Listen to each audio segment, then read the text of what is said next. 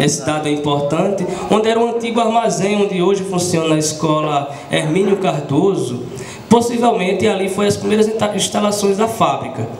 Se vocês observarem, para quem passar lá para os restos mortais de tijolos que existem, aqueles tijolos mais finos, né, que é uma característica do século XIX, está lá. É possível que tenha sido ali. E não é à toa que a rua da frente se chama Barão de Jaraguá e a rua de trás se chama Jacinto Leite. Essa rua Jacinto Leite, o Jacinto Leite foi um dos caras que comprou junto com o Barão de Jaraguá. Então é possível que Fernão Velho tenha começado naquela região lá embaixo. Tá, então ela foi se desenvolvendo, mas era uma indústria muito pequena. Era uma indústria que perdia muito em concorrência com as indústrias da Bahia, né, que eram as grandes indústrias no Brasil, eram as indústrias da Bahia. Então, Alagoas foi, a indústria têxtil de Fernão Velho foi, e ela consegue somente, né, crescer com a Primeira Guerra Mundial. Comecinho do século XX, né, mais especificamente 1914, quando começa a Primeira Guerra Mundial. Para quem observar aqui em Fernão Velho, tem muitas construções, 1914, né, tem algumas construções. Detalhe, né, o pessoal que está demolindo a fábrica aí já fez, né, o prazer de arrancar o 1914 propositalmente. Observa lá, tá? Depois a gente vai falar sobre isso, eu vou deixar para falar isso no final do livro.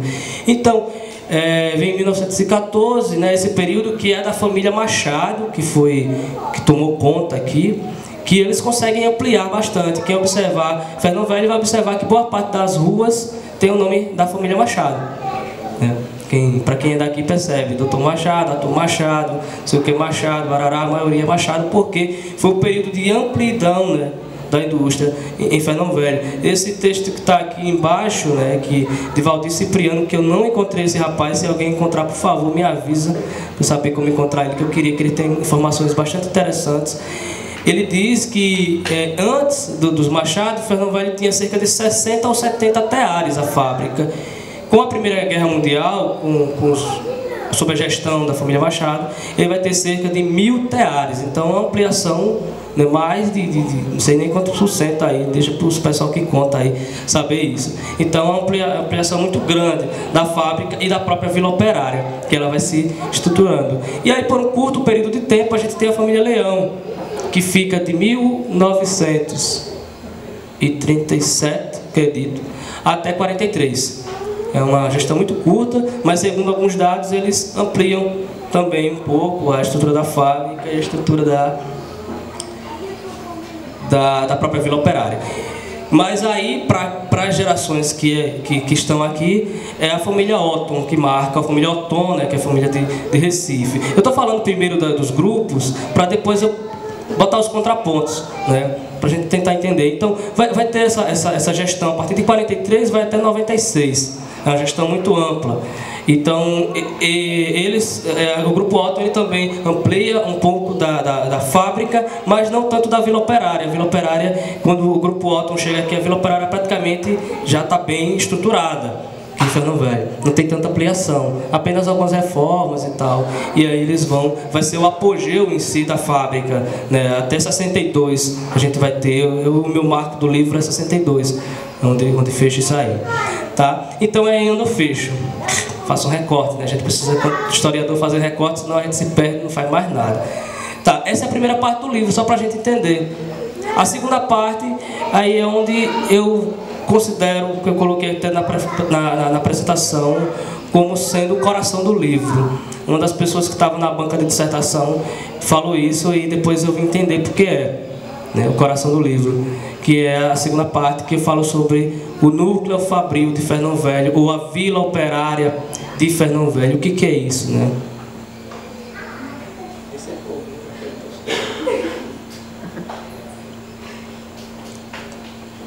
Se fosse cerveja, tinha secado já, né?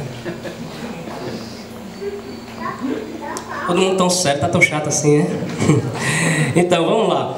A segunda parte, né? Eu preciso explicar, eu acho que, até para quem quando for ler o livro, vocês têm um esclarecimento melhor, né? Pelo menos quando eu tenho aula, assim, eu tinha aula até na UFAL, até hoje eu tenho aula, né? E tal. Aí quando a gente vai tem uma aula bacana, aí depois a gente vai pro livro, deixa de ver, não entendeu nada, o que é isso que eu estou lendo, né? Que troço é esse? Aí chega, o professor dá uma aula, depois a gente fala, ah, tá, agora eu estou entendendo, né? Parece, acho que essa é a importância do professor, né? De complicar um pouquinho mais as coisas.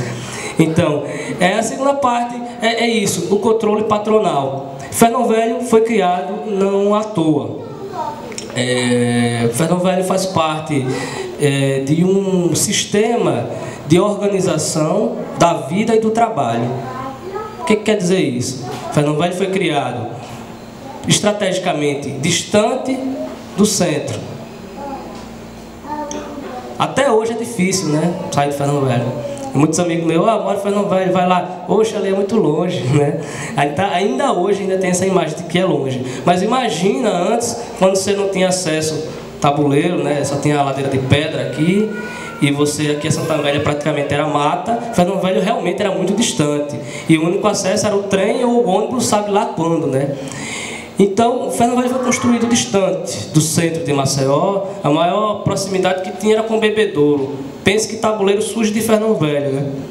Tabuleiro do Martins surge de Fernão Velho. Então não tinha. Os caras, quando construíram aqui, colocaram um lugar bem distante.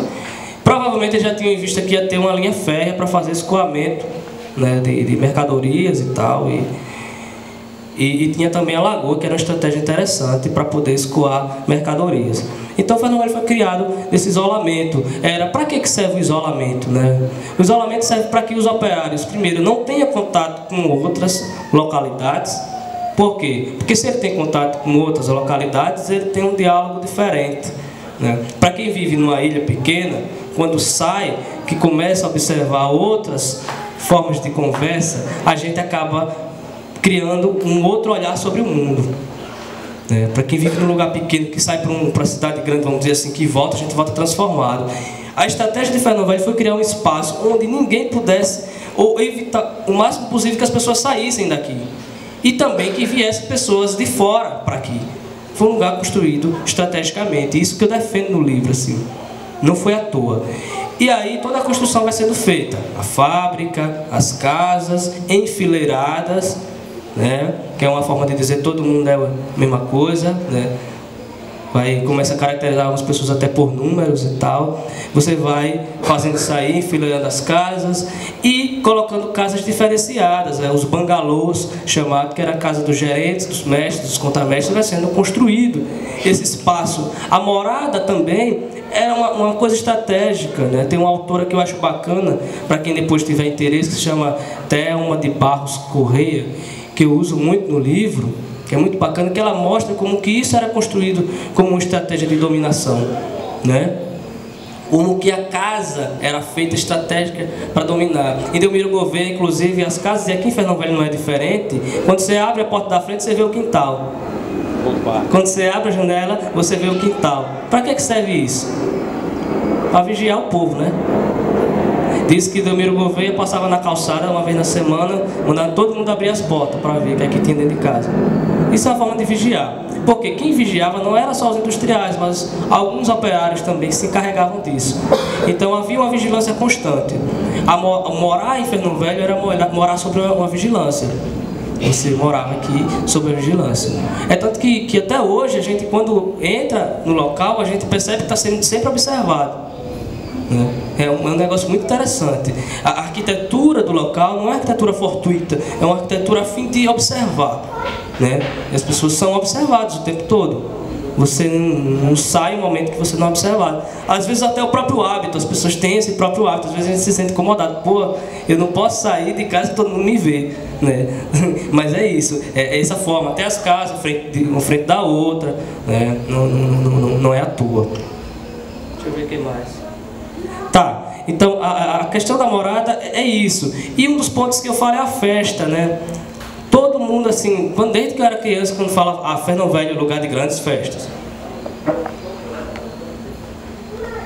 Era, né? Lugar de grandes festas, carnavais, festa de Natal, era coisa gigantesca. Para quem é mais antigo sabe muito bem, porque viveu isso aqui. Só que, infelizmente, pessoal, eu não consigo ver essas festas com um olhar ingênuo. Embora fosse um momento onde as pessoas se divertiam, As pessoas se divertiam, as pessoas... vocês já perceberam que eu sou bem trágico, né?